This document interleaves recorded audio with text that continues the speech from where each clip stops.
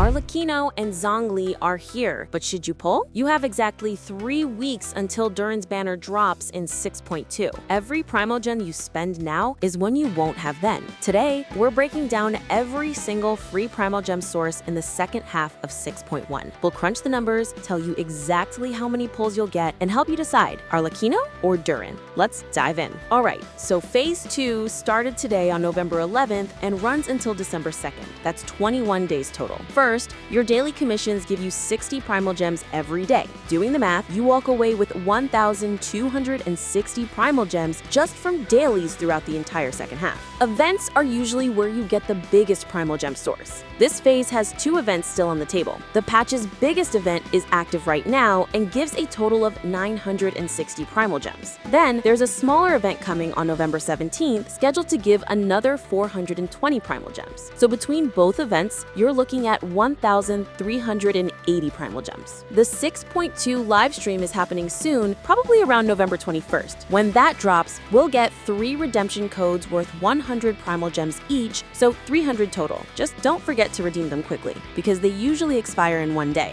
The Imaginarium Theater resets once during the second phase on December 1st. If you manage to complete all the stages, that's 1,000 Primogems pretty fast. The Spiral Abyss also resets once in the second phase on November 16th. If you clear everything up to floor 12, that's another 800 Primogems. Even if you don't get all the stars, it's worth trying. There are also some smaller things that add up. Arlecchino and Zhongli's test runs give you 20 Primogems each, so 40 total. Web events and random codes usually add up to about 120 Primogems. And then there's the monthly shop reset. If you've saved your master list Starglitter, you can exchange it for 5 intertwined fates, which is basically 800 Primogems in value. When you add all this up, you're looking at about 5,700 Primogems by the time this phase ends. If you convert that to wishes, that's around 35 pulls. Now, that's obviously not enough to guarantee a 5-star on its own, but if you're already building pity, or if you've been saving, this can easily push you to a guaranteed 5-star. If you have the Blessing of the Welkin Moon active during the entire second part of the patch,